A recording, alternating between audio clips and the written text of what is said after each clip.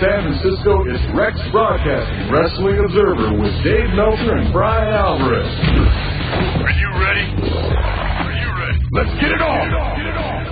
How's it going, everybody? This is Dave Meltzer. We're going to be here for the next 2 hours talking pro wrestling. We got Bryan Alvarez of Figure 4 Weekly here. We were scheduled to have Jeff Jarrett here in the second hour, and we were awaiting confirmation of that as we speak. So just want to let you know that. Not the most newsworthy week in wrestling as compared to some of the weeks we've had. A lot of fallout still over the death of Elizabeth Hewlett and the arrest of Lex Luger. Last night on Confidential, they played the 911 call, which was quite chilling. Don't you think, Bryan? I would say so. I didn't expect that. No. A lot of people are pretty upset about the Confidential piece, but aside from the fact that Vince McMahon kind of did a backhand comment about how here in WWF we're family and in WCW they were just commodities. Aside from that, I didn't really have a problem with it because it wasn't like there was anything that they said that wasn't factual or reported elsewhere, other than it was sort of tacky to do that big graphic on the screen that said homicide when we all know it was not a homicide. Yeah. I think the thing with me was I think it would have been better if they just would have gotten all the news stuff out of the way and played the 911 call and got all that stuff done and then did the tribute and then did the rest of the show. Instead, it was like every commercial was, we're going to play the 911 call, but just wait, we're going to play that a little bit later, and total pathetic ratings grab, and I don't know. That kind of rubbed me the wrong way. But well, you're right, but, to me, see, I've watched so many news shows. When you watch the news show and they do that all through the news show? I hate the news shows, too, if that makes sense. Okay, that's the reason why I can't be... I understand, and it was being exploitive at the same time. It was just, like a news show, except for some of the comments. I actually thought that Hogan, out of all the people, was the only one who kind of knew the story. I think everybody else was kind of in a, I don't want to say fantasy land, but... They weren't there. And blaming WCW, that was a little fantasy landish. Oh yeah. See, WWE was in England this week. We had got a couple of matches. Raw on Monday. Very strange lack of wrestling show. And they announced Triple H and Kevin Nash. And, of course, then we got Brock Lesnar and Big Show in a stretcher match. It's going to be quite the pay-per-view next Sunday. Especially because I think Kevin Nash is going to win. Wouldn't shock me at all. Yeah. Anyway, we're going to head to a break right now. If you want to join in, you can join us at 1-800-877-PLAY, although there are no lines available right now. We're going to start getting phone calls in just a second. You're listening to the Wrestling Observer live on the Sports Byline Radio Network. Wrestling Observer Live. I'm Dave Meltzer, editor of the Wrestling Observer Newsletter, with Bryan Alvarez of Figure 4 Weekly. We're here on Mother's Day. Did you do anything nice for your mother today? Did I do anything what? Nice for your mother today. Yeah, I got her flowers. Well, that was nice. And my grandmother. Well, she helps you a lot. That's right. Yeah. That's right. So, yeah, anyway. We had a fun Kentucky Fried Chicken celebration. Oh, did you eat? Yeah, I ate. Oh, man, today, well, if this has anything to do with anything, I went to this fancy restaurant for breakfast, and I was like the only person eating healthy, right? Out of everyone there, right? So there was just no problem, except that they screwed up my order, and I was just a nice guy and didn't make a scene. That's good. It's Mother's Day. That's right. But if I had days to eat, and today was one of them. That's right. But had I been uptight, tightly wound, all chemicaled up, like a professional wrestler, it would have been a bad scene. Oh, yes. So anyway, this was, I got to say, though, now, like, having said what we've said about the Confidential piece, I'm stunned that they mentioned on the air that, one of the indictments had to do with, trafficking. Did they? Yeah. Oh, yeah. They said with intent to distribute on the growth hormone. Oh, I kind of missed that part. Oh, yeah. It was quite... well, it's true. It's true. Just quite weird. If they would have actually said the word steroids. They did say the word steroids. I thought they just said controlled substances. No. When they showed, they said steroids later. Oh, that's right, because they actually had the name of the growth hormone. That's right. They had controlled substances in the first part of the piece. In the second piece, they said steroids. Yeah. which I thought was quite interesting as well. But nothing that wasn't true. Let's see if there's anything else about, as far as the news goes this week. I don't know, I was just so unimpressed by Raw and SmackDown. Raw, the Steve Austin, Eric Bischoff stuff, it's like we've done it, and God, that's all they did. There was very little wrestling. SmackDown had more wrestling, and I didn't hate SmackDown, but it was just this train going nowhere. Yeah. I wish that the Hulk Hogan thing was more mid-card than I know it's going to end up being, because there's something about it that I just enjoy so much. Well, there's nothing wrong with it except it just overwhelms everything on the show. Yeah, it's going to be a main event feud. Well, it's not even. You know what though? He's not. As far as I know, they're not even wrestling on the pay-per-view. So all they've done is bury the guys that are on the pay-per-view. Yeah. Because it's like the whole show. I mean, the whole show is just Mr. America Hulk. That's all they build around. Mm. That and Sable and Tori Wilson, who are at least on the pay-per-view. But I don't know. I mean, it's just the same old. It's an excuse to get. There's a major lack of direction. There's major. Well, maybe Vince has his own little direction that he's got in his brain, but no, he doesn't. Because if there was, they would be building towards it. Well, he's got his direction in his mind for his own stuff. Oh yeah. I'm sure that whole angle's. I'm just talking about company at large building people up and stuff like that. He has no concern about that. Yeah. Because those guys don't make any money. It's him and Hogan. But they don't make any money either. Oh, come on. They drew WrestleMania. That's right. People that showed up? That's right. First of all, that was sold out before anyone knew what the card was. Come on. And that pay-per-view buy was disappointing. Very disappointing. In fact, there's plenty of people who've lost their jobs over that pay-per-view buy rate. Yeah, but that was the undercard guy's fault, Yeah, I know. We're going to go to Jeffrey in New York City. You're first up. What's up, Jeff? What's going on? I got a question, just one question this week.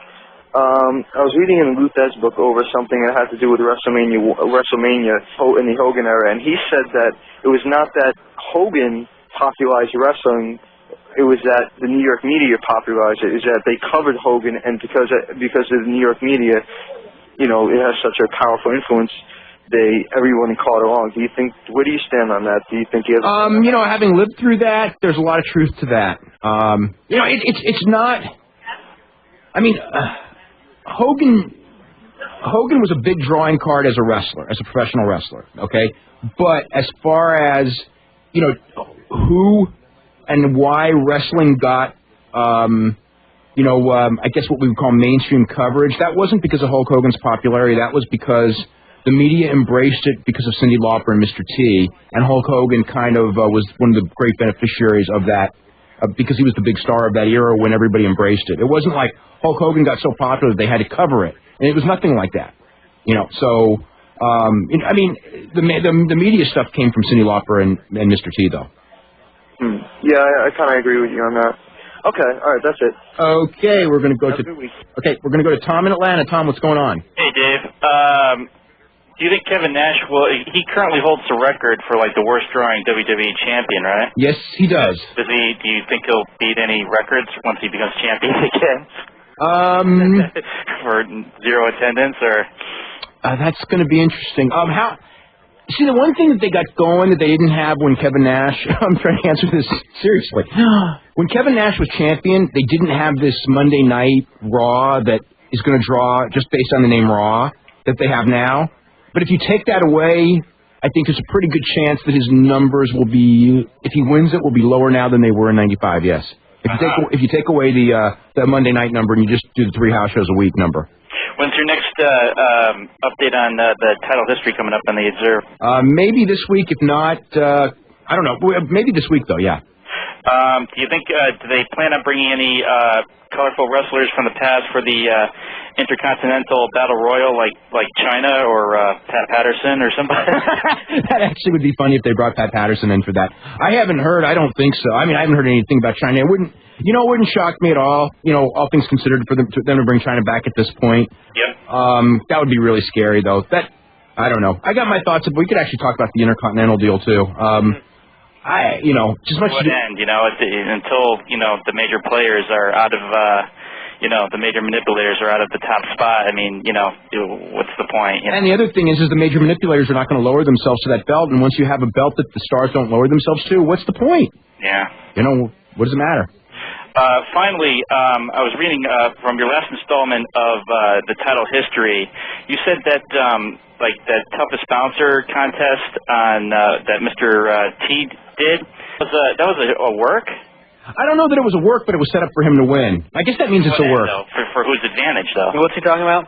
The thing that got Mr. T really famous, which was he was on NBC had like that. NBC World, yeah, because they were grooming him to be like a TV star. Oh, is that right? Oh yeah. It was already like up in it was already planned. So they had like A-Team in the back of their minds. When I don't know necessarily they had A-Team, but they had somebody spotted him. I think he was bodyguarding at the time for Muhammad Ali, but he was bodyguarding for a famous boxer, and he had that look, and everybody kind of noticed him, and they chains.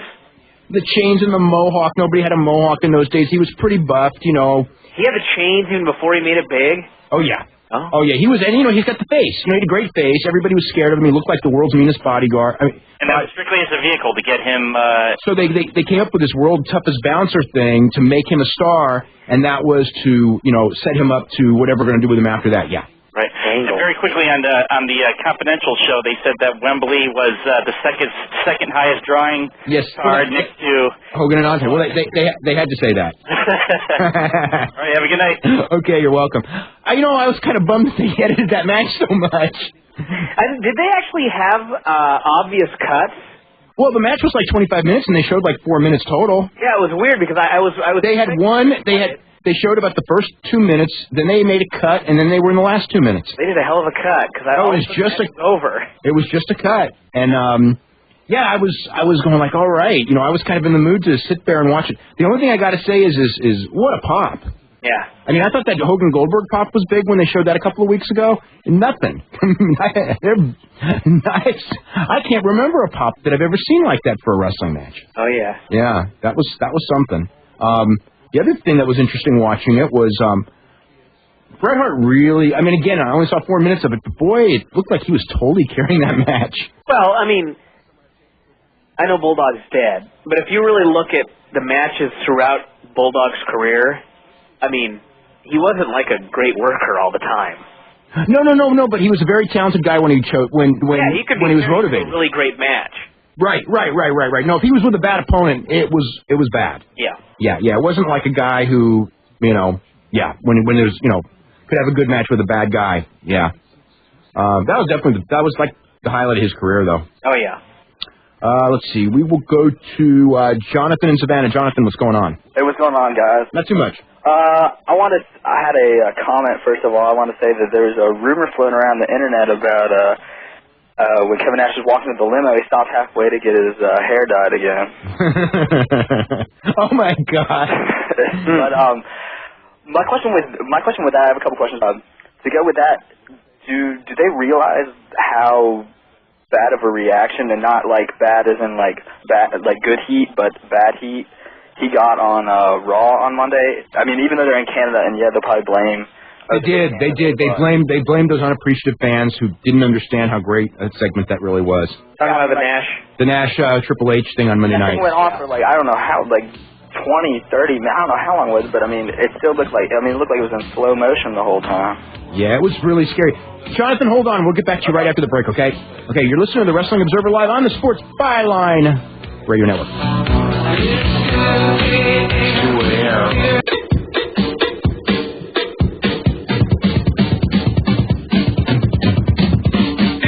Okay, welcome back to Wrestling Observer Live. I'm Dave Meltzer, editor of the Wrestling Observer newsletter, with Bryan Alvarez of Figure 4 Weekly. For information on how to get either of these publications, you can go to www.wrestlingobserver.com. We've got all the news updated every morning, or actually every afternoon. TV reviews, plus information on the latest issue of Wrestling Observer newsletter that I put out every week, and Figure 4 Weekly that Bryan puts out every week. They are the best publications. If you really want to learn about what's going on in wrestling, that's the way to go. Seriously. Let's go back to Jonathan in Savannah. Jonathan, what's going on? Not much. Dave, I have a couple questions for you. You and Bryan. My first one is, why is Jericho wrestling on Heat tonight? That was just because on that last Monday they didn't have a match for him. They just had him do the highlight of the night deal. So they figured since he's there, he might as well do a wrestling.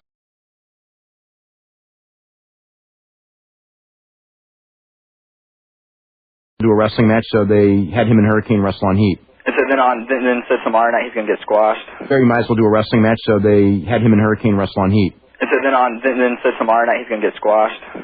I think so, yeah. Everyone seems to think so. Yeah, and he has to. I mean, think about it. Nash is in the main event on the next pay-per-view. You really can't do any other finish. Yeah. And I have another question about if Big Show had so much heat on him for dropping Rey Mysterio like he did, or swinging him and dropping him, not protecting him, why does he still have a championship match? Because that's what they were building towards, and they didn't want to change their storyline. And then, you know what? If they would have switched that, then it would have really been stupid, because at least... Because then, like, Rey Mysterio would have been hurt with, like, no purpose whatsoever. Okay. I mean, not that this is a good purpose, but, you know, it's like, to me, like, I don't like it when they punish somebody by, you know, changing their storylines and having things not make sense. And even when it's Big Show, you know, I mean, there's nobody else ready. I mean, they could put Benoit in there, but it's not, you know, to me, when Benoit gets a shot, which he needs to get, like, win after win after win after win after win, somehow break him out of the pack, because this Chris Benoit, where he is right now, yeah, of course he's going to have a great match with whomever the champion is, Lesnar or whatever, but there's not going to be any sole interest in it, because, you know, how he's been portrayed lately. Okay, I got a question then. Yes. Big Show has his pay-per-view match on Sunday or whatever. Is it next Sunday? It's next Sunday. Okay. I'm presuming he's going to lose. I'm presuming, too. So what do they do the next Thursday? In what sense? Well, who's Brock's next challenger? Doesn't think it would make sense to... Well, they've got they've got 2 months, and I think the age is Kurt. Oh, 2 months. They're going with that one. Yeah. So I mean, that's they're counting on a dude that they don't even know if he's going to be back in 2 months. Yeah. They're going to rush that rematch to the next pay-per-view 2 months down the road. That's right, without the long build that match should deserve, yes. And they're still going to go with the split pay-per-views. That's actually the most absurd of all, but... Well, they still are today, yes. Unless they've changed it in the last, 2 days. Well, they're doomed. I'm just trying to have as much fun as possible watching this happen. Yeah. Because it's just like, it's going to happen, and there's, it's not like WCW where, every week we, kept trying to, they're not going to listen to anything we say. Actually, you did. What? I tried? You talking about how you were sad at the end. I'll be sad at the end now, but I'm just going to have as much fun as possible until it ends, so then when the sadness comes, at least I haven't been sad for 4 straight years. That's right. Because it's going to be a long time. This isn't going to be a 1-year deal. I predict 10. It might be. They're still laying guys off now, you know what I mean? Yeah. They have so much cash that they can still slowly burn. Yeah, but they're not going to burn it slowly once Vince is out of the picture. Because what will happen is it will go down and go down and go down, and then finally, the coup will happen, and Vince will, really give up the reins, and then it'll go to Hunter and Stephanie. And when it goes to Hunter and Stephanie, it will not go down slowly. It will go down quickly at that point. Yeah. Anything else, Jonathan? Yeah, I had a quick question about what were your, too quick if I can say them real quick.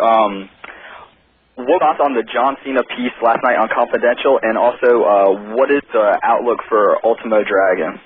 The outlook for Ultimo Dragon is not good, and for the John Cena piece, I was laughing, so I guess it was good. Okay. Yeah. I don't know. What do you think of the John Cena piece? I might venture to. I'd probably about the same as your reaction. I don't know. It's kind of goofy, but I guess whatever. I don't know. His character. I don't know if it was like main event heel, but I was entertained. I was entertained with him and Josh, because Josh is so uncool. You know what I mean? When Josh tried to do that thing at the end. Oh God, yeah. That was great. Yeah. Okay, let's go to Alan in Deerfield Beach. Alan, what's happening? Hey, Dave, how's it going? It's going pretty good. I was appalled by the way Hogan was talking. He had to stick in little cheap shots at Randy Savage. That's how I felt. Really? I thought that Hulk Hogan was just being far more honest than Hulk Hogan usually is. I mean, I don't think they were cheap shots. I think that it's just what it was. I mean, that's what it was. I mean, it's like, a lot of people are going oh my God, they buried Randy Savage, they buried Lex Luger. To me, the truth buried those guys. It's not like there was there's nothing that was said about either of those guys that wasn't true. Yeah, I mean, well, is Hogan going to go on there and say Savage was such a great husband and? Yeah, I mean, it was like the thing fell apart and. Yeah, it was a storybook marriage. It's like Hogan's just, that was the deal, and he knows. I mean, his wife was friends with Elizabeth. I know, and he was friends with Elizabeth. I mean, they were talking about the death. They weren't talking about actually the marriage. Oh, yeah, they were. Yeah, they were in the storyline, and they couldn't avoid it because her marriage to Savage was so public True. And they couldn't avoid talking about that subject. Right, but nobody really knew about the trouble behind the scenes that much, right? I mean, I think everyone in wrestling knew. Right, I'm talking about fans. General public, it's never really been brought up, but I don't see how you avoid the subject when you're talking about her life. Now, I also wanted to ask you about in Blassie's book. Have you read it yet? Yeah, I read it. I liked it a lot. It was great. Saying the Killer Khan story about the ankle. Is that true? No, he had that story wrong. You're right. Yeah. He said that the Killer Khan. I got to write that down. Thank you very much. Killer Khan said actually that I accidentally dropped on him. That was the story. That was the storyline at the time. Actually, Andre got out of bed, fell down, and that's the truth. That's the truth. Yeah, in his hotel room, and Killer Khan was the guy he was working with, so they decided to credit to Killer Khan, and it made Killer Khan's career for several years. Sure, but when he wrestled that night, the ankle was already broken, or what? And no one really knows when it got hurt because Andre drank so much, he was so numb. It was when he, it may have happened in the ring with Killer Khan for all we know. But I think the thing I don't think so though. I think that he just got out of bed wrong, and without your ankle, it could do a lot of damage. So I mean, maybe aggravated in the ring. Is that possible? Oh yeah, it's possible. Okay, and I also want to ask you about Blassie's book. Obviously, he didn't like Johnny Valentine. Well, he wasn't the only one. Really? Oh, God, no, Johnny Valentine was not well liked among wrestlers. He was very feared among wrestlers and extremely respected among wrestlers, but not well liked. He was a very moody guy who kept to himself. What Blassie said about Valentine was consistent with everything I've heard about Valentine. What a strange way to gain respect. What? Really hitting people in a fake match. Huh? He's hitting people.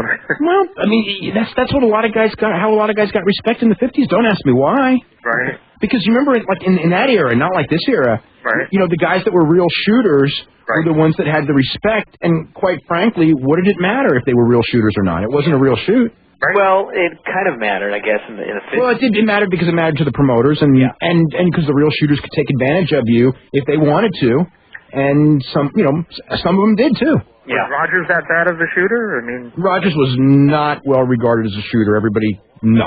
I mean, Rogers was a big, well-conditioned guy who was known for picking on guys who were smaller than him, and the top guys all hated him because when it came to the top guys, Rogers was, the exact opposite. So Rogers, I guess, would be more of a bully than anything else. So he would try things in certain matches, right? But never with anybody who was tough. Only with guys who were like 185 pounds, and then he would yeah. I mean, he never tried to double cross Thez. Oh please, he was scared to death of Lou Thez, and he told me that himself. They became best friends. Oh no, they were enemies until right before Rogers died. They met in New York and they kind of hashed it out, and they were on decent terms when Rogers died, but up until a year before Rogers' death, no. Every time I talked to Thez, nothing but negative about Rogers. Other than, but you don't think they were working? No, other than that he always thought that Rogers was a great worker. Right. Yeah. And you said Johnny Valentine. I'll let you go, but Johnny Valentine and McDaniels were best friends, right? I don't know if they were friends or not. I know that they worked together a million times, but I don't know. You're not sure? Yeah, I don't know. All right, thank you. Okay, I know that they had a famous fight in a hotel room, so. Don't know what happened there, but I know that there was one. Let's go to Matthew in Boston. Matthew, what's going on? Good evening, gentlemen. How are you? Doing very well. A quick mention. I went right into this. Maybe I didn't. I was at the Backlash pay-per-view, and they were actually doing something in the last 2 or 3 pay-per-views I hadn't seen. They're checking signs at the door. They really had a security guy before you even walked through the turnstiles, where you gave the person a ticket actually looking at every single sign. I've seen that happen at, or heard about that happening at other TV events. There's something new that they're doing. I know that when every time I've been to a TV event, before TV goes on the air, they do this thing, and it's like, we want to see your signs. Everyone that's here, show your signs, and they show your signs and cheer and stand up, and then they go out there and then they start stealing them. Start taking all the ones that say WCW was really good. Question: Tito Ortiz, the Liddell. Anything happening with that? Or I've heard rumors this week that something has happened with that, but I don't know for sure. I mean, the rumor is that they may fight in November if Liddell beats Randy Couture on June 6th. Because I was hoping that maybe isn't there supposed to be September 1 supposed to be in Boston maybe at that time? They've canceled the Boston. That was the original idea, but unless Dana White changed his mind since. Dana White kind of only wants to do 3 sites now. He wants to do the Uncasville, Connecticut, Atlantic City, and Las Vegas because he thinks that when they go to new places, the crowds are not that smart, and he doesn't like crowd reactions, so I think he just wants to keep going back to the places where they have the smart crowds. Okay? Oh, did you go to a break or no? Yes, we do. Okay, can I hold for a break? I hit a couple more quick. Okay, sure, you can hold on. We'll be back with more. You'll listen to the Wrestling Observer Live on the Sports Byline Radio Network.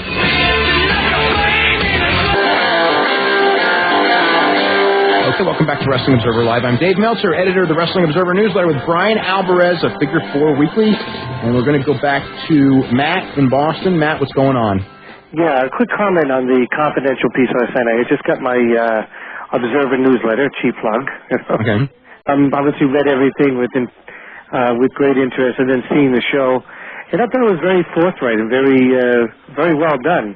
One of the better pieces I've seen in a long time. And I thought Vince McMahon came off as very humble and kind of very honest, probably one of the more honest. And he was kind of almost seemed emotional in his interview, his little comments there near the end about like why do all these young people, why do these people after they lose the spotlight and the star fades, they seem to get in trouble? Or, it's a tough transition, to make, and that's why these guys keep coming back when they retire, because it's just tough. You know what? Vince again, because Vince is an actor, okay, and that doesn't mean that he's always acting, but 95% of the time. But most of the time But I thought the same thing at the end of the show. When Vince did that thing where he just goes, well, I'm not mad, well, I kind of am mad, I thought that was like, this is the closest thing to real that I've seen Vince do in a long time. Yeah, it's true. He just kind of had to... I thought that he was just frustrated and sad and mad and, everything all rolled into one. Didn't you find that him kind of... Somebody else, one of the other callers, thought he was like kind of putting down Luger. I thought he kind of like built him up a little bit. I didn't think he built him up. He was high. He was one of the top people, and I'm like, after what you wrote and what we've known before about him, and running, when he left him the first time to go to, I thought that there was a little bit of I finally got my revenge on Lex Luger in that piece, but the truth allowed him to do that without stretching, and there was no stretch, but I did think that, not really trashing him, I think that I don't know that they would have, again, we'll never know, but I don't know that if it had been somebody else that was arrested with all those drugs, that they would have brought up the drugs quite as honestly, let's say. As someone who, Vince clearly, hasn't liked for 8 years and didn't make amends with, unlike other people they didn't like. What a terrible way to get revenge on somebody. Yeah, but hey, how many times do we have to watch that Survivor Series thing over and over and over again? No, but can you really be so upset with somebody that, I don't know. Did he feel by having all these drugs that he was getting ready to come back into the mainstream again? And I think he believed in his heart of hearts that Luger and Buff Bagwell, who were best friends, I think that they've never gotten, either of them have ever gotten it through their heads, no matter how many times they've been fired, how many times they haven't been wanted. I think even to this day they think that wrestling is all about who has the best body. And Lex Luger, even at his age, had a good body, although, I think he packed on a little bit too much weight, at the end.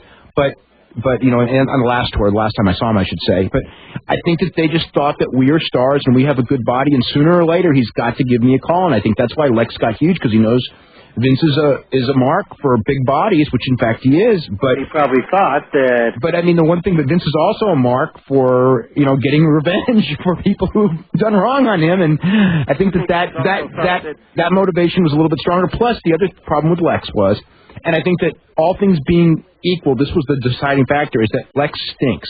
If Lex didn't stink, I think that Vince very possibly would have still brought him back. But that he stinks made that decision a lot easier.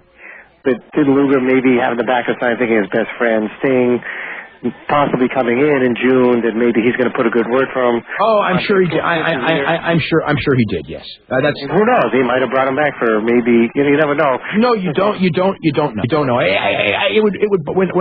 When I had heard the rumors that they were talking to Luger, which in fact were not true, there was nothing to them at all. But when I had heard that, it was like I thought they're out of their mind. But I believe it because they're out of their mind. But as it turned out, they weren't talking to him at all.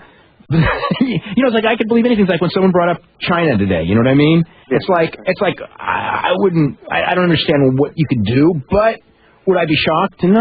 After Sable, nothing's going to surprise me. Right, if we talk guy that would surprise you. What? Is there one guy that would surprise you right now? No, maybe Bruno Sammartino. That'd be about it. He just had surgery, didn't he? Not? Yeah, he sure did. And a quick note, when somebody was mentioning about Johnny Valentine, I used to do some work for Killer Kowalski, and he used to tell us a lot of stories about Johnny Valentine in the ring and how stiff he was, and one of his first matches against him, and the guy would hit him with forearms, and the forearm shots would knock the hell out of him, and he just gave it right back to him, and he learned his respect that way in the ring. Obviously, Kowalski being a bigger, just a bigger man as he was able to do that, but as the other people said, a lot of people didn't like him because he was so stiff, so hard in the ring. I remember as a kid, I watched Johnny Valentine wrestle a guy named El Bengali, who was a smaller Mexican wrestler who wrestled in Los Angeles. It was like a TV squash match. And he got him over and started doing those.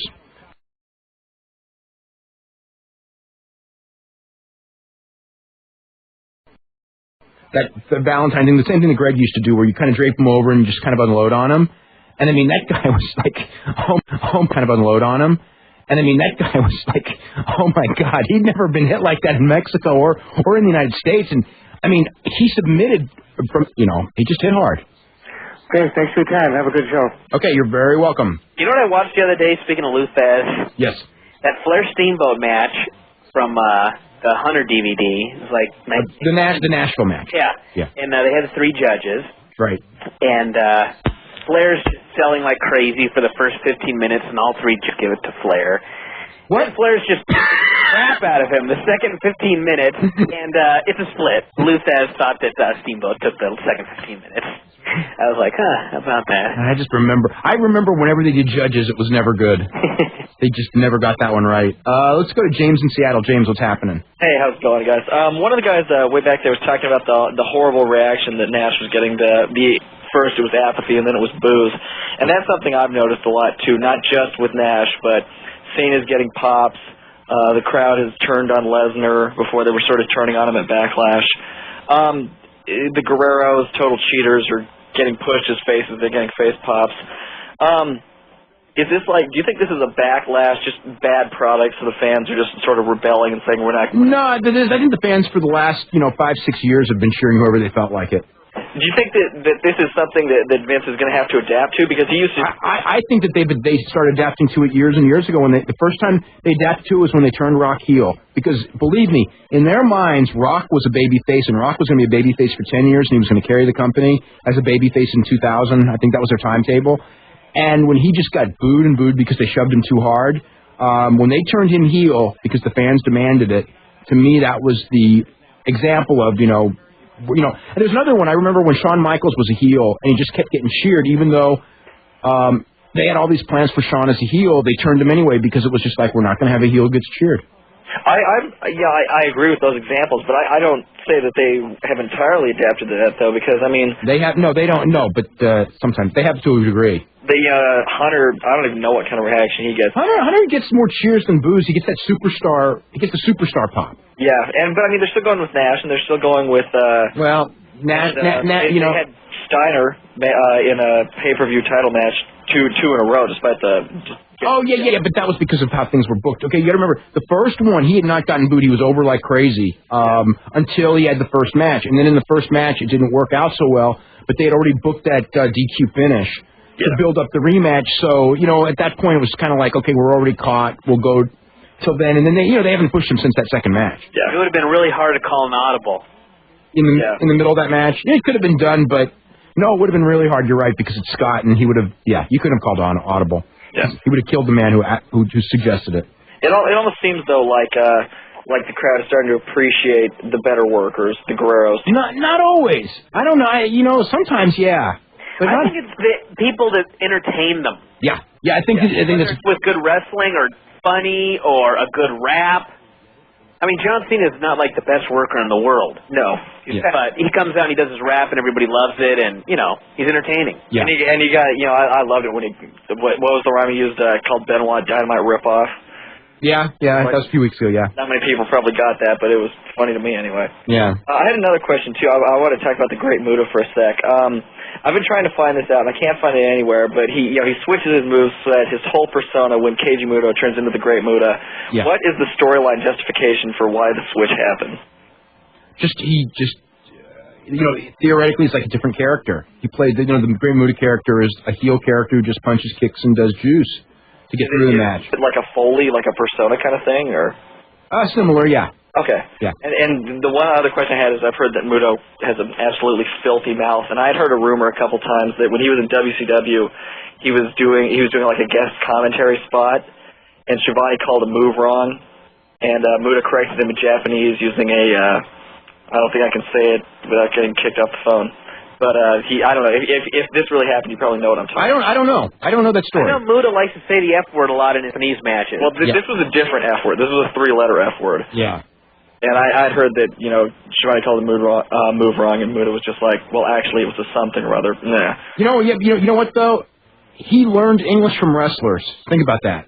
So you're going to have a different language that than... may have been the only word he learned. I mean, that may have been the only way he could have expressed himself in the language, because that's all he knew. I remember that they were talking to him, they had an interview with him on where they said, is anybody in WCW you want to fight? And he was like, oh, yes, I want to fight a bald head guy. Goldberg? Oh, yeah, Goldberg. Yeah. Okay, all right, thanks a lot, Dave. Okay, very welcome. Let's go to Dan in Catskill, New York. Yes, hello. Hey there. I'm a little angry tonight, because ever since Goldberg debuted, he's been bashed by the internet journalists for his work ethic, at Backlash. I didn't think it was that bad compared to the stuff he's done in the past. And also, Rock wasn't helping. Yes. And people were comparing it to, Steiner and No Way Out, and I don't even think it was close to that. And now, they're teaming him with Christian in a feud, and I think there's like some, anti-Semitism going on here, if you know what I mean. Oh, please. You were feeling good there for a while. Yeah, let's go to Jeff in Prospect, Connecticut. So is Brock Lesnar versus Big Show going to be a stretcher match? Yes. You think they might surpass the precedent set by previous stretcher matches, such as Andre the Giant and Kit versus Killer Khan or El Gigante? Remember Sid Vicious and El Gigante? Did you ever see that stretcher match, Brian? No, but someone mentioned that match when this was being booked. Okay, Sid Vicious and El Gigante had a stretcher match. I was at this match, and Sid Vicious was supposed to lose because he was going to go to WWE. It was his last match in, and he would not ride the stretcher, so he just didn't have the... I don't even remember if he got pinned. He just kind of lost. I think it ended with Gigante got the pin, and then one-man gang beat him with the stretcher. Yeah, it was lame. What's next? Are they going to do another scaffold match? Yeah. There was a match once. This is lame, too. It was Bob Backlund and Sergeant Slaughter in a stretcher match. I don't remember what city it was in. It was either New York or Philly, though, because I saw it. And Bob Backlund beat him with a chicken wing, okay? And then Slaughter went on a stretcher, and it was like, to me, it's like, how do you go out on a stretcher with a dislocated shoulder? I mean, he had to hold on for a long time, but it's like, you just got to do something, it's like, to me, for a stretcher match, you got to hit him with a chair or pile drive him. You can't use a chicken wing. Do you have to go to a break? I have to go to a break. Put me on hold for a minute. I just had another question. Sure can. Okay, we'll be back right after this. You're listening to Wrestling Observer Live on the Sports Byline Radio Network.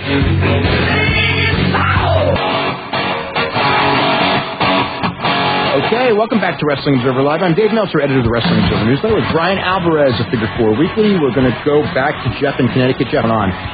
About a month or two ago, there was someone was posting columns on OneWrestling.com claiming to be a WWE worker. Oh, yes. Willie the Worker. Yes. And just mysteriously stopped. Was that real, or was that just a ploy? I'm under the impression that was real. Do you have any idea who it could have been? Oh, yeah, but I'm not about to say it because he's been punished enough as it is. Because there was a lot of speculation. It could have been like Christian or Goldust. It wasn't either. No. I think they even stopped it, and then they just said that. What was it? Were they getting a lawsuit or? I don't know. To me, I don't understand how they ever posted it in the first place, because it was like when they first posted it, they didn't know if it was real or not, and it's like, if you don't know if it's real, like if you know it's real, like if someone who I knew would send it and goes, and I knew who it was, don't use my name because it will end my career, I would post something like that and just say, look, it's a real guy. But at the beginning, and I think they probably did know soon enough, pretty quickly. But at the beginning, they did not know, and actually they claimed that they didn't know all along. And to me, it's like if you don't know, that's sort of semi-fraud to me. Yeah, and why have they been having Lawler wrestle so much, like within the past 5 months? I mean, he doesn't wrestle all the time, but he's wrestled more in the past 5 or 6 months than he has in the past. I think it's just a matter of... He's done the Jim Ross angle 35 times. Yeah, well, you know what it is? Because Jim Ross, the segment that they did in, was it Tulsa or Oklahoma City over Christmas, did like a real big quarter hour and got this immense pop. And, you know, at that point, it's like, to me, it was really wonderful, and then you never do it again. But to them, it's like anything that's good, you do it until it's bad. So that just guaranteed we would see, you know, that with more angles with Jim Ross, Lawler, you know, makes sense for Lawler to wrestle. You got the 55-year-old Lawler doing matches on Raw. You got Jericho versus Hurricane headlining Heat. Well, but it fit the story. It did fit the storyline in their writing stories. I don't have a problem with that, actually, even though it wasn't much of a match. Yeah, I just have one more question. Is there any chance of Mick Foley ever making a comeback? Coming back to the WWE? Oh, yeah, of course there's a chance. I would be surprised if it doesn't happen at some point as far as being around. As far as in the ring, maybe for a match or two, I cannot imagine him going back to wrestle full-time. Wasn't there coming close to having a deal before the Katie Vick thing? That kind of got him mad? No. But he was going to come back to do Bite This, I think. You know, when and he just decided not to do it because he figured there's nothing. He didn't want to say anything good, so why go on their show? Okay, we got to get out of here, okay? Bye. All right, you listen to Wrestling Observer Live on the Sports Byline Radio Network.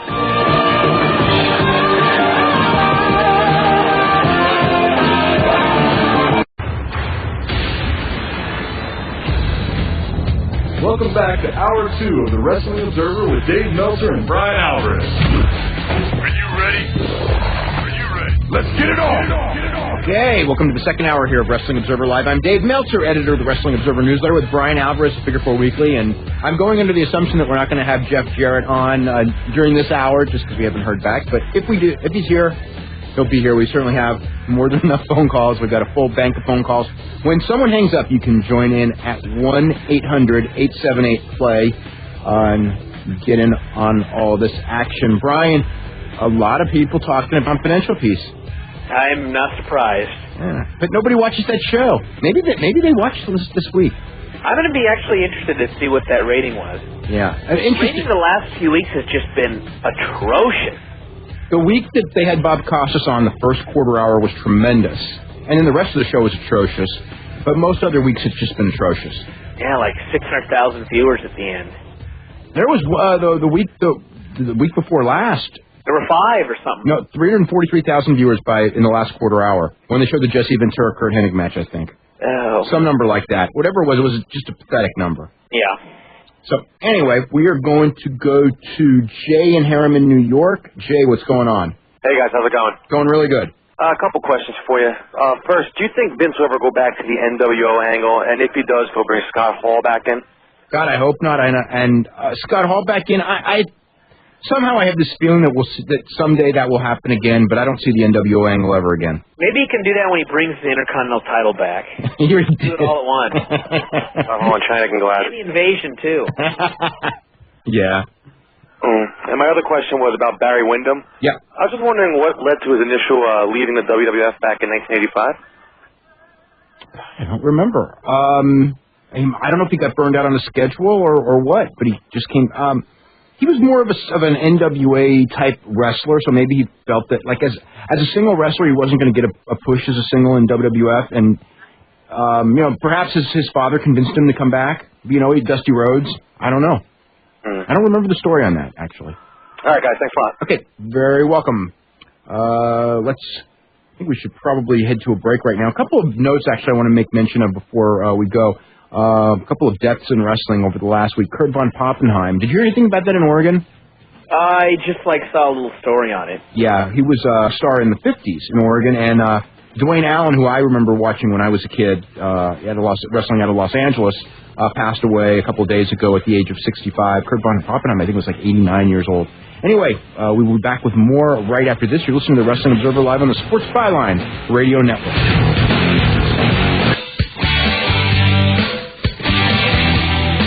Okay, welcome back to the Wrestling Observer Live. I'm Dave Meltzer, editor of the Wrestling Observer newsletter with Bryan Alvarez of Figure 4 Weekly, and we're here for 2 hours every Sunday night from 8 to 10 p.m. Eastern Time, 5 to 7 Pacific Time. We're going to go to Savannah, Georgia, and Chris. Chris, what's going on? Not much, fellas. How are y'all doing? Doing good. Okay. And I can understand with regards to this confidential piece last night. I'm looking at Vince McMahon, and he's saying, hopefully some good can come out of Lex Luger. Hopefully people in our industry, he didn't say workers or the boys, people in our industry can learn from this and take something positive away from that. And the feeling I got from that comment was, it was the most disingenuous thing I'd ever, one of the most disingenuous things I've ever heard out of his mouth. First of all, whatever, what does he care about that, really, I mean, it's festering itself all in the... Oh, he cares. He doesn't, you think he likes all these deaths that come on in wrestling? I think it's not the kind of publicity that they want. No, absolutely not, but on the same hand, with such a high percentage of his own employees subjecting themselves to that same situation and set of circumstances, don't you think there's some proactive steps that could be taken in the future to prevent this? That, he's aware of this, that's been going on in the past, and, I mean, the whole thing in the early 90s, and it seemed like they were moving away from it, and now they're back to it. I think I think that he wants it both ways. I think he wants it the wrestler's fault when something bad happens, but he doesn't want to do anything that would hurt business that would change that, and I don't think he wants to do, well, obviously, what you're talking about mainly, okay, the things that they can do. When it comes to guys who have been loaded, and then sometimes it takes a while, but by and large, they do get rid of those guys. I mean, he just hired Steiner, for God's sakes. I think Vince's deal is, I don't think that he thinks that steroids are going to kill anybody. No, he doesn't think it's steroids. I think that they're worried. Recreational drugs and stuff like that. Yeah. And he sees a bunch of enormous guys who potentially could be on something, and he doesn't seem to think that that's a problem. But all these enlarged hearts are just, Yeah, I think that they're in, I think that they're in denial of the fact that steroids are dangerous, and obviously Vince is because, obviously Vince is. What can I say? Yeah, clearly, and I don't want to even venture a guess at the percentage of the boys that are on steroids because, I'm not actually privy to that knowledge. But I would venture a guess as to say a large percentage are. And if he doesn't want this publicity and potential mainstream media backlash, don't you think he should, could, and would do something about it? I don't think he will do something about it unless forced. And when he's forced, it will be too late. Because it'll be damage control by then. That's the way it seems everything. Well, it always is. That's the pattern of Vince. The pattern of Vince is that he's real good at, after getting knocked down, in most cases, and this one this time may not be the last example. David all the time, David and Goliath. But he's good at crawling back and building himself back up after being knocked down.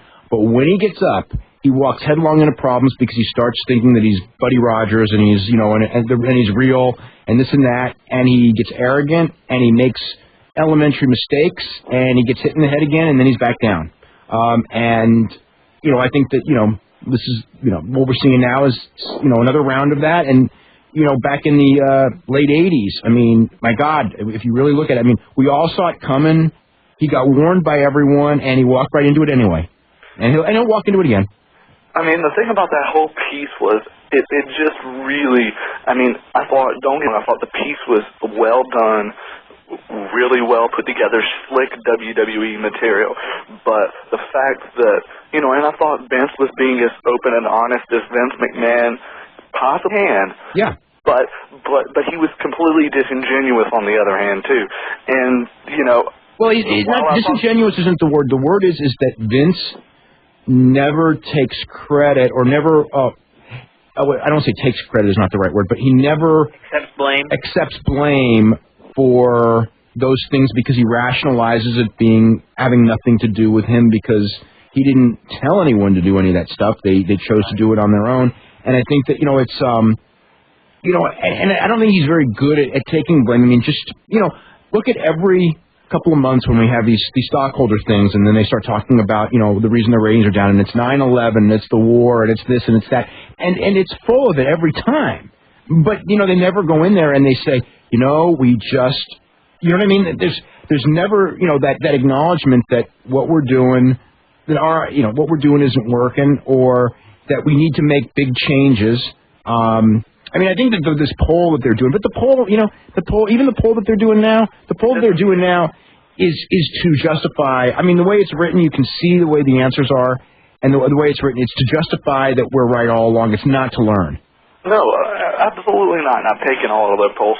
It's totally slanted. Right. And that's all you can really say about it.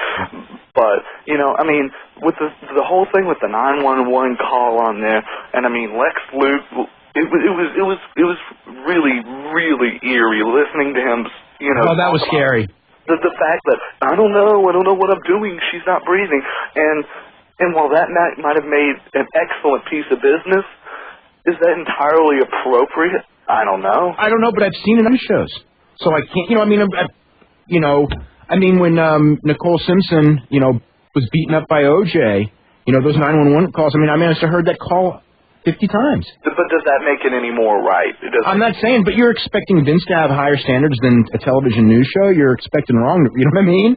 Yeah. That's just the deal. We got to get running, okay? All right, Dave, thanks for your time. Okay, you're very welcome. The thing about percentages of guys using steroids in WWE is, I was just watching a show. I was watching a show last week. Actually, it was tape, and there was someone on there that I also saw on WWE this week. Who I guarantee that nobody would ever think this person was on steroids, and they had a totally different body. Oh, I've seen some guys in OVW change in a week. Oh yeah, well, and when when Dean Hill, the former chief of police, is pointing out that you have a different body this week. That's not the guy you want doing it. Yeah. Let's go to John in Poughkeepsie. John, what's going on? How's it going? Going pretty good. I'm kind of down on the WWE product right now. Mm-hmm. I think Raw is atrocious, and the only thing good on that show is Chris Jericho. But what is your opinion on like a promotion like Ring of Honor? I enjoy Ring of Honor a lot. I just watched a tape of the Paul London American Dragon match, and that was about that. I ordered it the other day. It's a really good match. I didn't think it was the best match of the year, but it's a really good match. They had a match on that same show with AJ Styles and Amazing Red against Mark and Jay Briscoe, and man, AJ Styles and Amazing Red are such a great tag team. But I mean, I enjoy Ring of Honor from start to finish, except for like when they have like the women's matches or some of the garbage matches that I don't really know why they put on the show. But I'd say like 80% of the shows I like. Okay. Because I was at one of their shows last at that tournament to crown a champion. Mm-hmm. And you remember the Amazing Red versus Low Key match? Oh my God! You know what? That turned the first round. So that was the show that you went to. That was one of the best shows of any year. Because that had like 6 or 7 matches that were just really great. Yeah. It was like 100 degrees in that building, but it was just amazing, that show. Yeah. I'm probably going to their next show at the end of this month. And just one final question. When do you think Tom Zink's going to be on the show? Don't know. When there's a news story that involves Tom Zink or something, I'll put him on, or at some point, maybe even if there isn't, at some point. I don't know. All right, Dave. Okay. Thanks a lot. Okay. Bye. Bye-bye. Let's go to Dan in Chicago. Dan, what's going on? What's going on, guys? Got a question about Sting. I understand 3 to 4 weeks after Judgment Day. Any truth to that? Probably not. But I don't know. Does he have a contract signed? No. But from what I hear, isn't like he made some kind of an agreement that this next pay-per-view is his last WWE pay-per-view? That's what he told Andrew McManus, that this last tour would be the last tour he'd be going on. And he did tell Andrew McManus he was going to WWE, but the WWE people don't think they're close to a deal. Oh, really? Yeah. All right. And confidential. One thing that's bothering me is the fact that we went through that thing with the 93,000 at the Silverdome, even though you say it's 78. They had mentioned it again that it was 93. They'll mention it forever. Why is that, though? Because that's their history. Okay. Where do you get 78 though from? That's what I'm just kind of curious on. The promoter of the event. I think we've gone through this one a million I know. I'm just kind of curious. The promoter of the event, the settle sheet that comes from the event. I mean, that's just the number. What can I say? I mean, almost every attendance figure, okay, of a WWE live event, almost, with there's some exceptions, but one of a pay-per-view, until they went public, is a fake number. Okay. You know, and it's weird because in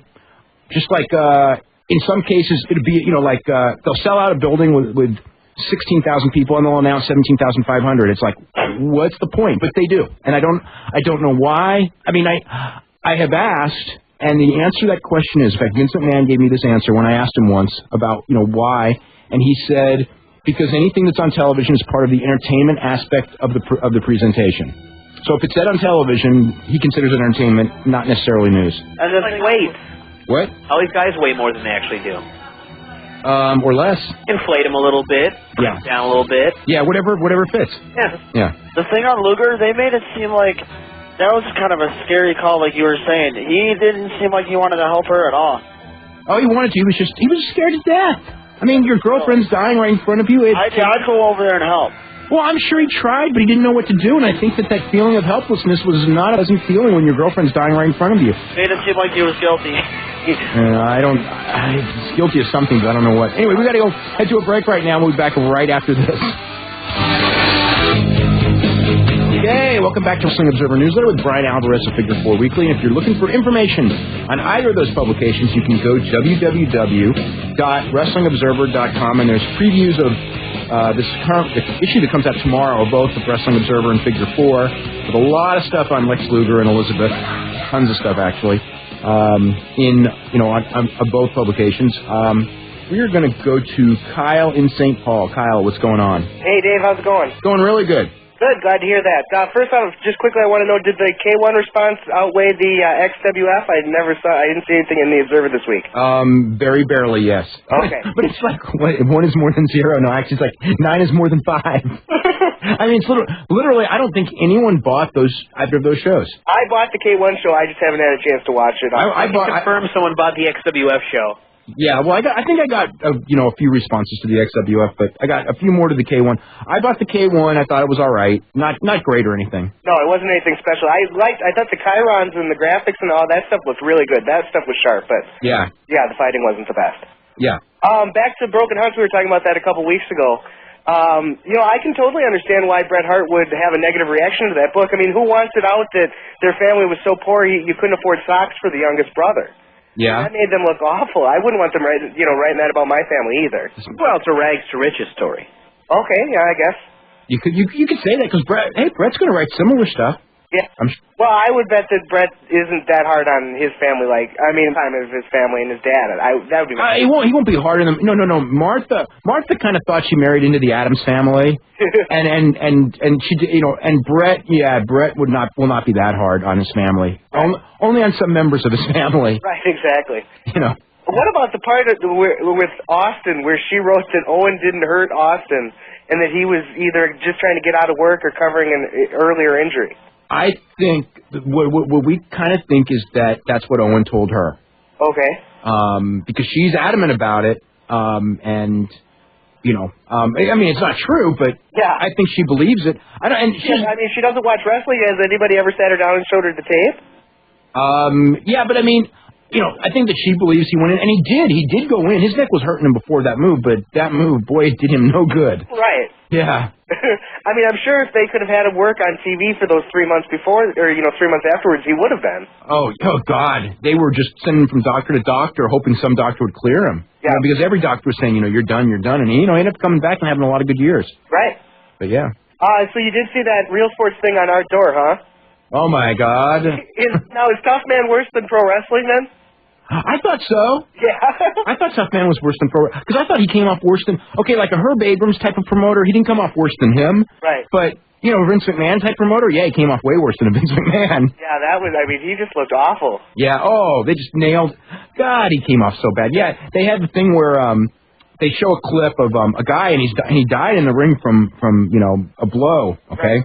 And they go in there, and they go, they have like someone out there on a tape, I think the brother of the guy that died, going like, they didn't have a doctor, they only had a chiropractor, right? Mm-hmm. And then Artur goes, that's not true. We had a doctor. There he is.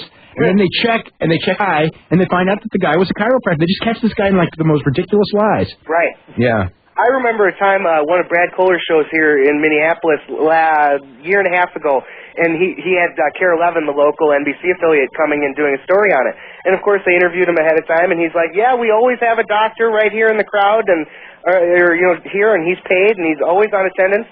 And sure enough, that night, a guy breaks his leg. The guy had him in a leg lock, and he tried to kick out of it, kicked his own leg and broke it, which was like the sickest thing I've ever seen.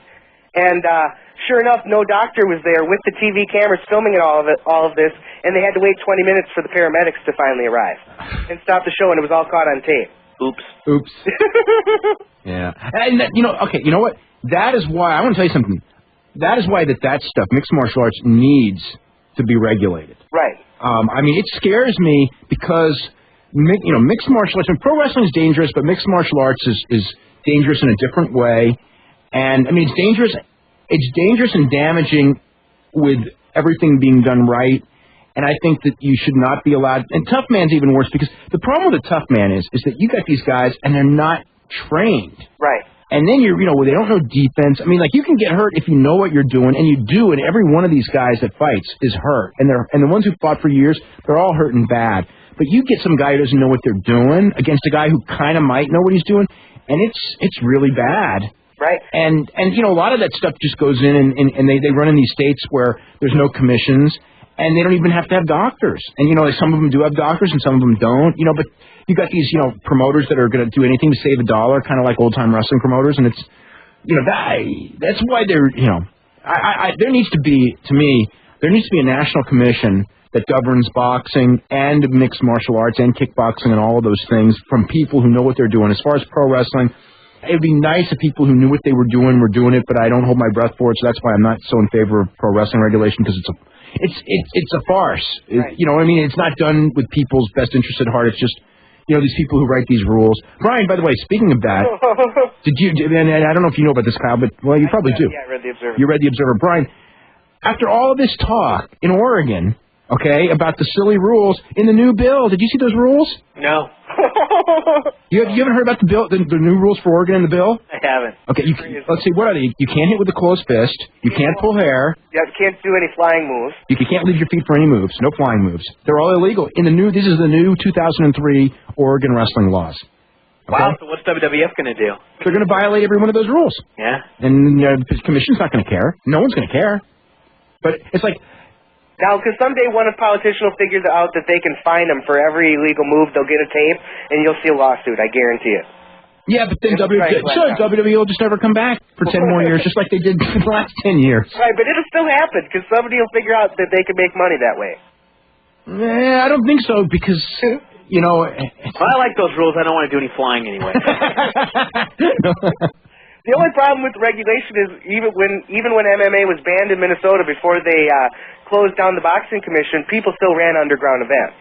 They do that in California. There's underground events in California all the time. Right. Yeah, and I don't know how you... I don't think that'll change even with the national commission. But, if it makes us look better, what do we care? Yeah.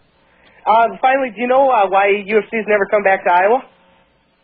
Because I think they drew so poorly the last time they came, and also Iowa had different rules. But I think it's more just because they drew poorly when they came. No, I went that last time. I thought, they had a decent crowd for that time. In the middle of those 20 shows when they weren't really drawing anywhere. And yeah. That crowd was pretty smart to it.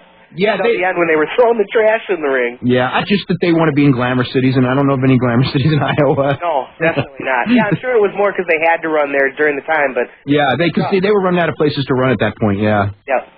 Okay. Thanks a lot. Okay, you're very welcome. Let's go to Carlos in West Haven, Connecticut. Carlos, what's going on? How you doing, Dave? Doing really good. I was reading Tom Zink on the internet how he felt that Lex Luger's collection of drugs were for his own personal use and not for sale. He felt that was an average collection for a millionaire wrestler. What do you feel about that or know about that? I disagree. That might have been from when the story first broke and they had the listing in some of the newspaper articles. Yeah, because there were listings of drugs that did not surprise me at all. But then when you find out there were hundreds and hundreds of bottles of some other stuff, I don't know. It came out later that it was a lot more than people initially thought. Yeah. So, do you think this was, I don't know if it's a dumb question, this was stuff he was using throughout his career? I think as he got older, he was using more because when you get older, you need more to stay the same. I mean, that's what, he's trying to have the same body he had, the same size that he had, not necessarily the same body, but the same size that he had. And you can't have that size when you're 45 that you had when you're 25. It can't be done, naturally. And I don't think he was using the same quantity when he was younger. If you look at him, I don't think so. But, as far as, when did he start using it? Yeah. He could have started, when he was in high school or college, for all I know. He did have good genetics. He has fantastic genetics. You know what's funny is people don't realize that even with fantastic genetics, to look like Lex Luger, did you see the one picture, it would have been late in the confidential piece, when he was doing kind of a crab pose and Elizabeth's hanging on his arm? And this is a guy who was probably about 42 at the time, because it was only a couple of years ago when that picture was taken, and he looks like a freak. Mm-hmm. Yeah. What's your opinion of your personal opinion of Roddy Piper saying that WWF cleaned up its act and he never would have come back, and now how it's what's known as situational ethics. You mentioned this on your show too, and you mentioned this on the internet, how he was so upset about the goofy Billy and Chuck wedding they were going to have, and then he comes in when they're having the lesbian angle with Sable, which either he's lying or he's just situational ethics. It's very good to be. It's very easy to be ethical when you're not with the company, and then when they're throwing a lot of money at you, somehow you find a way to rationalize everything. Okay. Thanks a lot, Dave. Okay, you're very welcome. We'll be back right after this. You're listening to Wrestling Observer Live on the Sports Byline Radio Network.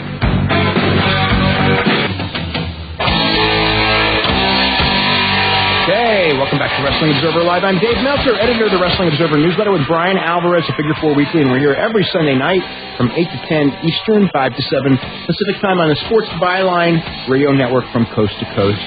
We're going to go to Vancouver, British Columbia, and Ben, what's going on? How you doing, Dave? Doing really good. I got a couple questions for you. First one's about Ric Flair. Mm-hmm. I heard he was on an Australian talk show recently, or I think it was yesterday, and he said something along the lines of Triple H is the greatest wrestler of all time. And I know he's being in character and stuff, but a man with his legacy, how can he say something like that? Because he's trying to keep his job. Triple H is going to be the one who runs the company. So, think about it. Just go to WWE.com and start reading articles written by various people. Yeah. And no one will say anything negative about Hunter.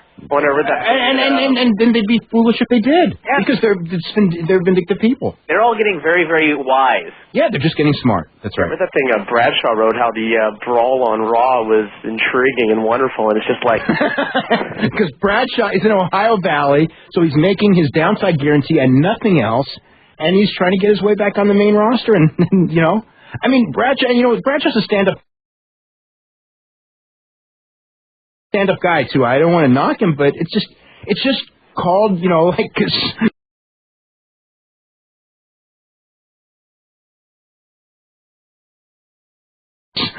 smart, playing the game. That's what you got to do. Yeah, it's the game. Yeah. Other question was about Jim Ross. I've heard there's some heat right now between him and Vince, and he was not sent home, but sent away from the gorilla position or something. Yeah, I heard that. I don't know. I haven't heard that there's any real heat. I think it was his job, and it was just like a misunderstanding. People are making it sound like it's more than it is.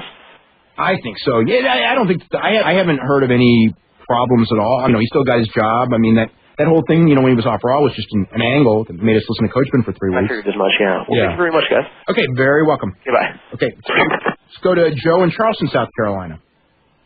Joe. Hey, Dave. How's it going? Going really good. Hi. Hey. Hey, I got a quick question for you. Sure. The thing you just posted about Booker T on your website. Yes. Does he have SARS? No. He just has the flu. Oh, okay. Yeah. Because, they just went into Canada and stuff. And it'd be pretty good publicity if they got SARS. Yeah, they weren't... Well, they did do that story on the website. Yeah. The odds of getting SARS in Canada, I don't know. I mean, I know people in Toronto, and it's like that live there, and they don't even take it seriously. So you know what I mean. Remember that earthquake we had here? I don't remember Big specifically. earthquake, and right when I got on the air, and you were asking, because I was late for the show. Yeah. And I guess on all the news stations they showed all this. That's right. Now I remember. Yeah. And it was like nothing happened here. Yeah. Well, I mean, it's the same thing with the earthquakes here. I mean, I've lived here for 30 years, for more than 30 years. And I've been through a million earthquakes, and I really only remember one. And the one was a big one, the one during the World Series game. I remember that one. Yeah. I meant the one in 1908. That was a big one, too. I got just one more quick question for you based on last night's Confidential, Dave. Yeah. Do you think Luger went to the autopsy and asked for his drugs back? Oh, boy. Let's go to Tony in Los Angeles. Tony, what's going on? I'm good. Actually, I want to change my question to the book, the Jeff Hardy book. Yeah. Can I talk about that? What about the Jeff Hardy book? There's some references in I just want to talk about. Go ahead, sure. I don't know what that's all about. Let's go to Dave and Pismo. What's going on?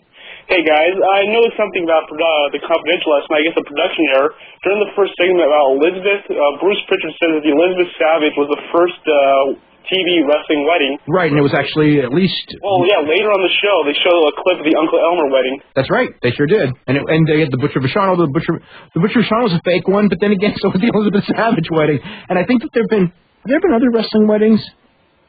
In the WWE? Not in WWE, but I think in... I know that there have been weddings like at, in other promotions for sure. I believe so. I mean, it's a long, big business. Yeah. And I just love how they have Michael Cole, I guess the only guy with a legitimate news background to narrate the serious Elizabeth piece. Yeah. And this one, I was reading a bunch of baseball media guys this year, and I guess the former Craig I can never pronounce his last name. Minervini.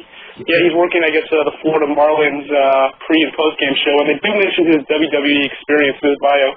Oh, he does? Because a lot of the guys that have WWE experience, somehow it's not in their bios anymore.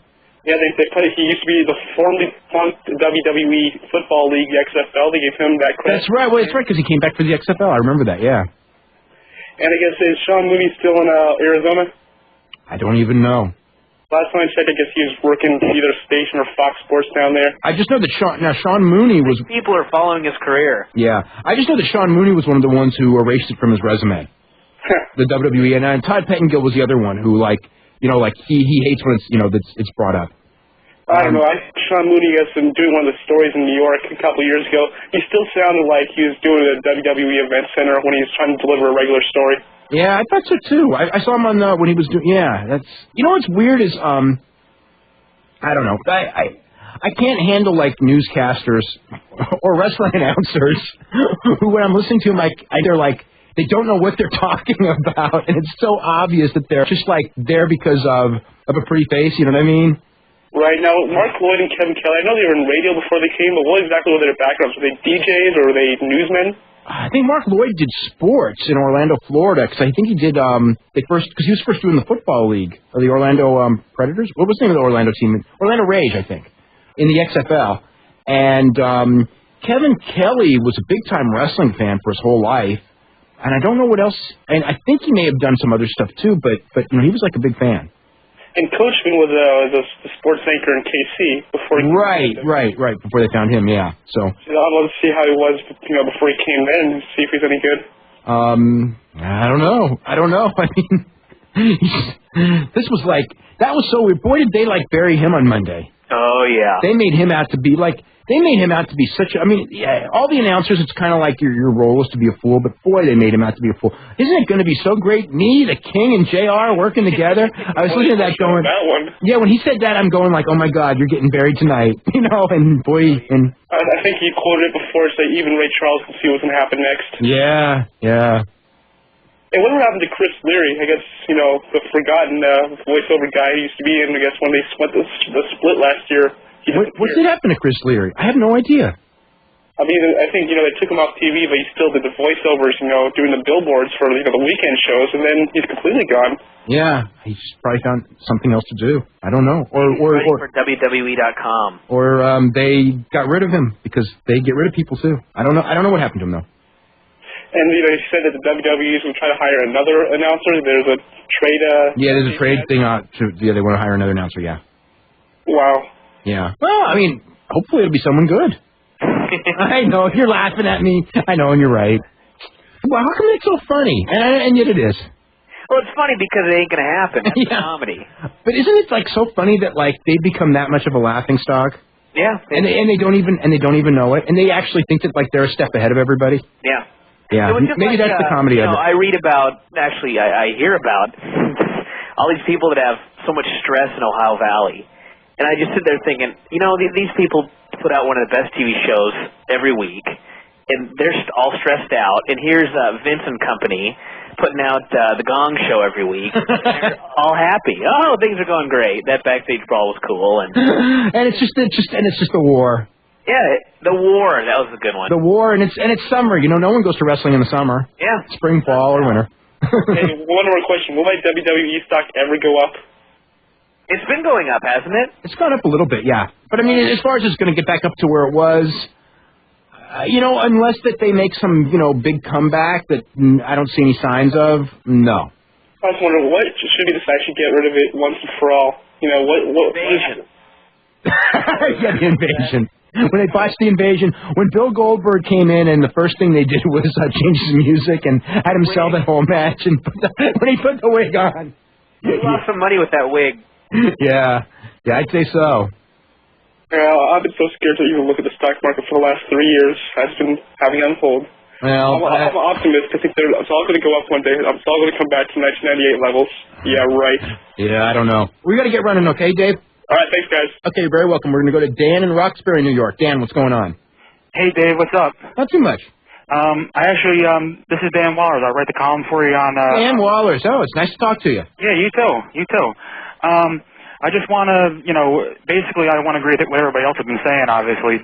WWE is not good right now. But that's an understatement.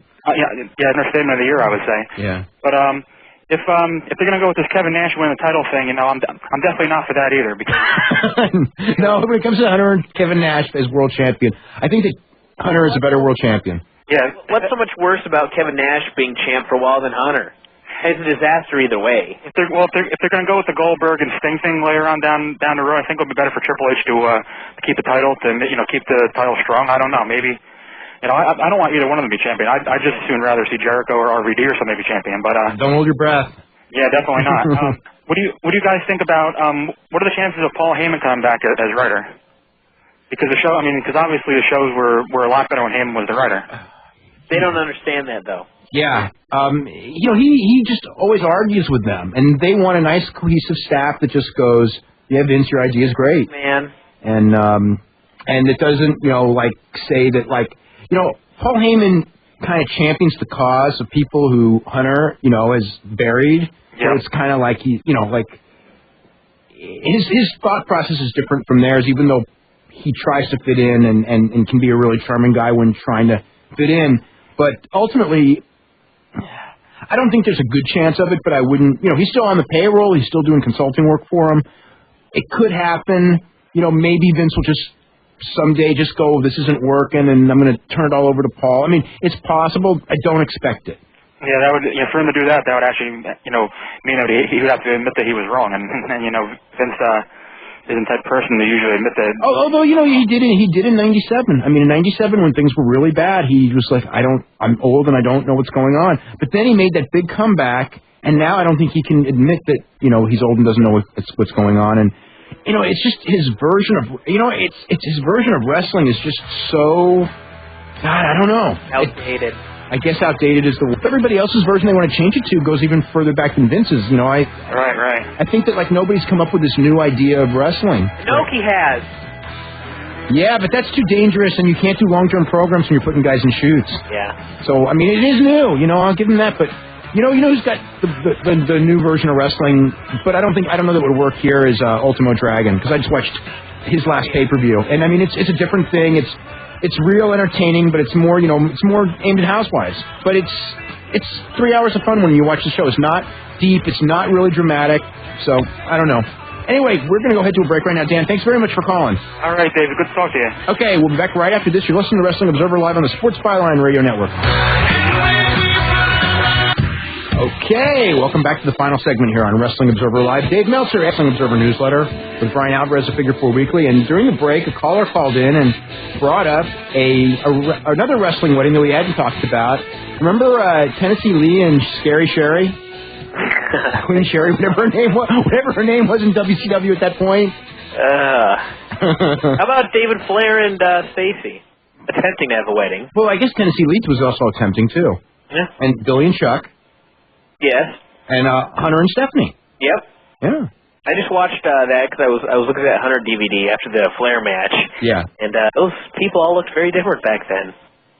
Yeah, isn't it amazing? Not as different as the debut match of the Greenwich snob, Hunter Hearst Helmsley.